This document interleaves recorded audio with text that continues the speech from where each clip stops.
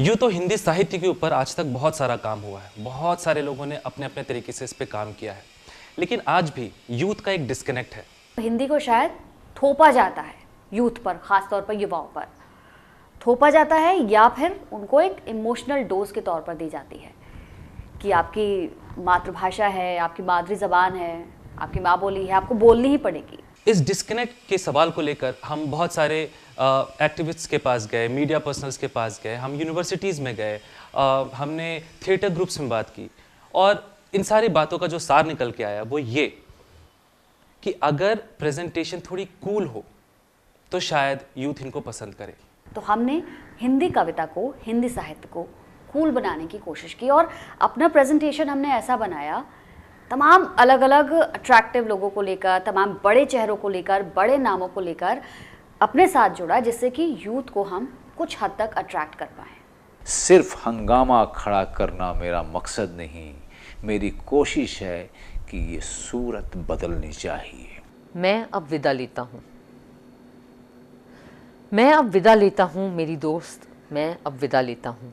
इसमें क्या आश्चर्य, प्रीति जब प्रथम प्रथम जगती है, दुर्लभ स्वप्न समान रम्य नारी नर को लगती है। चमक उठी सन 57 में वो तलवार पुरानी थी, बुंदेले हर बोलों के मुंह हमने सुनी कहानी थी, खूब लड़ी मर्दानी वो तो झांसी वाली रानी थी।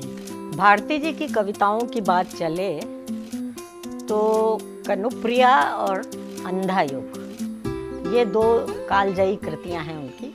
चमकते हैं खड़े हथियार उसके दूर तक, आंखें चिलकती हैं नुकीले तेज पत्थर सी, और खड़ी हैं सर झुकाए सब कतारें बेजुबां बेबस सलाम में, अनगिनत खंभों व मेहराबों थमे दरबार आम में। उसका ताला तोड़ो तो झील के किनारे घूम लेना, दरख्तों को छूना, मछलियों को चूम लेना। अमर्त्यवीर पुत्र हो दृढ़ प्रतिज्ञ सोच लो, प्रशस्त पुण्य पंथ है बढ़े चलो बढ़े चलो। शब्दहीनता में मैं किसी भी कविता के पहले मुक्ति को मुक्तियों में दोहराता हूँ। प्रिय कर कठिन उरोज परस, कसक मसक गई चोली, एक वसन रह गई मंद हंस, अदर दशन अन बोली, कली सी कांटे की तौली, खेली होली खेली होली खेली होली। देखिए, ये जो कविताओं पर आप लोग काम कर रहे हैं ये वाकई बहुत महत्वपूर्ण है। ऐसा नहीं है कि कविताओं पर इस ढंग से काम नहीं हुआ है, लेकिन जो काम हुआ है वो बहुत टुकड़ों में हुआ है। जैसे कभी किसी एक कवि की कविताओं पर कुछ काम हुआ है, उस पर वीडियो बने हैं, लेकिन इस तरह से हिंदी साहित्य की बहुत शुरू से लेकर एकदम आधुनिकतम जो कवि हैं उनकी कविताओं को इस तरीके से वीडियो में कैच करना और कुछ इस तरीके से करना कि जो कविता से लोग जुड़े नहीं भी हैं उन्हें भी ये पसंद आए। इनमें जो एक थोड़ा सा चटपटापन है, कविता की गंभीरता तो है, लेकिन साथ में जो चटपटेपन का जो तड़का आप लोग लगा के पेश कर रहे हैं, ये मुझे लगता है कि इसकी वाकई बहुत ज़्यादा ज़रूरत थी। हिंदी कविता के हमारे इस चैनल को, इस प्लेटफॉर्म को भारत के अलग अलग कोनों से, अलग अलग हिस्सों से लोगों ने बहुत पसंद किया और लोगों के कमेंट्स भी आते हैं, अप्रिसिएशन मेल्स आती हैं।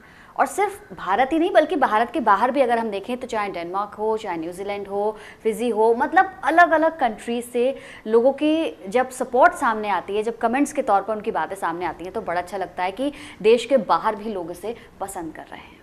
तो कई लोग इसे हिंदी कविता का कोक स्टूडियो कह रहे हैं, कई यूनिवर्सिटीज़, कई अलग अलग लोगों ने इसे एक बड़े कल्चरल मॉन्यूमेंट के तौर पर मान्यता भी दी है। तो अब लगता है कि अब हिंदी कविता के इस प्लेटफॉर्म का लोकार्पण करने का वक्त आ गया है, और लोकार्पण के लिए मोदी जी से बेहतर हमें कोई और शख्स नज़र नहीं आता। मोदी जी यूथ के सबसे बड़े आइकन हैं, हिंदी के बहुत अच्छे प्रवक्ता हैं और उनकी पहचान भी ऐसी है कि वो हिंदी को प्रमोट करने, उसको और समृद्ध बनाने के लिए आगे बढ़ते हैं। तो उनसे हमारी गुजारिश होगी कि हमारे लिए, हिंदी कविता के लिए, हिंदी साहित्य के लिए, हिंदी भाषा के लिए इसके साथ जुड़ें, इसका लोकार्पण करें, देश को समर्पित करें, यूथ को समर्पित करें और साथ ही साथ इसका मान बढ़ाएं।